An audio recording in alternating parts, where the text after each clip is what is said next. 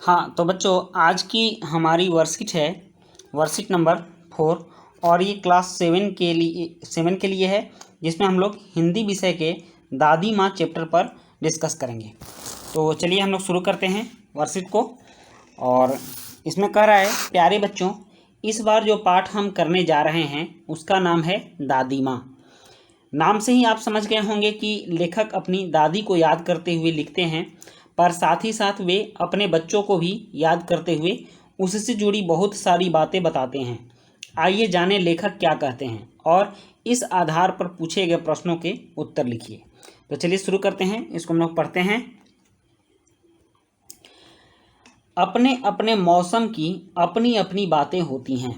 आषाढ़ में आम और जामुन ना मिले चिंता नहीं। उनके कहने का मतलब आषाढ़ हिंदी मौसम के बारे में वो बात कर रहे हैं, हिंदी महीनों के नाम वो ले रहे हैं। तो आषाढ़ में आम और जामुन मिलता है तो कहते हैं कोई बात नहीं, नहीं मिले कोई बात नहीं। अगहन में चिवड़ा और गुड़ ना मिले। चिवड़ा मतलब चिड़वा, जिससे कि आप लोग पोहा बनाते हैं, चूड़ा, उसको चिवड़ा बोलते हैं। तो ना मिले कोई दुख नहीं, उनको कोई बात की चिंता नहीं है। चैत के दिनों में लाई के साथ गुड़ की पट्टी ना मिले, चलो कोई बात नहीं, अफसोस नहीं है उनको, ये भी नहीं मिलेगा तो काम चलेगा। पर क्वार के दिनों में, क्वार बोलते हैं अक्टूबर के समय में जो महीना आता है ना, उसको क्वार बोलते हैं, ठीक। तो क्वार के दिनों में गंधपूर्ण झाग भरे जल में कूदना ना हो तो बड़ा बुरा मालूम होता है। उस समय पानी कुछ धुंधले रंग का आता है और उसमें झाग भी होता है, तो उसमें लोग कूद कूद करके नहाते हैं। तो लेखक भी कहते हैं कि अगर उसमें कूद करके नहाने को न मिले तो बहुत बुरा होता है। ये तो मैं करना चाहता ही हूँ और किसी भी कीमत पर मैं क्वार के दिनों में पानी में कूद कर नहाता हूँ। मैं भीतर हुड़क रहा था, 2-1 दिन ही तो कूद सका था। हुड़क रहा था मतलब तड़प रहा था कूदने के लिए, और 1-2 दिन ही कूद कर नहाया था कि नहा धोकर बीमार हो गया। हल्की बीमारी न जाने क्यों मुझे अच्छी लगती थी। और हल्का बीमार भी हो जाते थे लेखक तो उनको खराब नहीं लगता था, उनको अच्छी लगती थी। थोड़ा थोड़ा ज्वर हो गया मतलब बुखार हो गया। सर में साधारण दर्द, और खाने के लिए दिन भर नींबू और साबुन, ठीक, साबूदाना मिलता था और नींबू मिलता था। लेकिन इस बार ऐसी चीज़ नहीं थी। ज्वर जो चढ़ा तो उतरता ही गया, रजाई पर रजाई, और उतरा रात 12 बजे के बाद। मतलब उनको काफ़ी देर तक ज्वर रहा और ठंडी भी लगती रही, और रात के 12 बजे के बाद उनका ज्वर उतरा।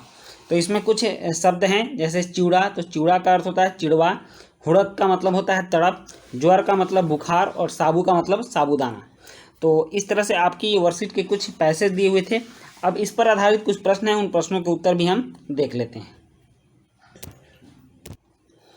इसमें पहला प्रश्न है, लेखक ने कौन कौन से हिंदी महीनों की बात की है? बड़ों से पूछकर सभी हिंदी महीनों के नाम लिखिए। तो इसका उत्तर है, लेखक ने हिंदी महीनों में आषाढ़, अगहन, चैत और क्वार की बात की है। सभी हिंदी महीनों के नाम निम्नलिखित हैं: चैत, बैसाख, जेठ, आषाढ़, सावन, भादो, क्वार, कार्तिक, अगहन, पूस, माघ और फागुन, ठीक।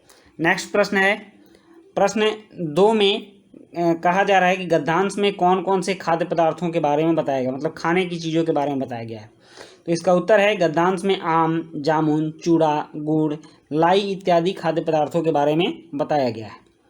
नेक्स्ट तीसरा प्रश्न है, लेखक बीमार कैसे हुआ, उसे कैसी बीमारी अच्छी लगती है?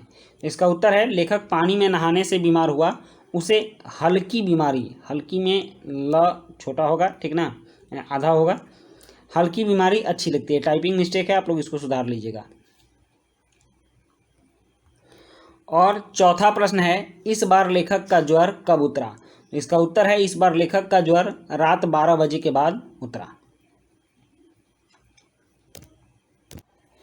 तो बच्चों पांचवा प्रश्न है कि आपको यदि ज्वर हो जाए तो कैसा लगता है, और आप ज्वर में क्या क्या खाते हैं, लिखिए। इसका उत्तर है, मुझे ज्वर होने पर सर में दर्द और शरीर में ठंडी महसूस होती है।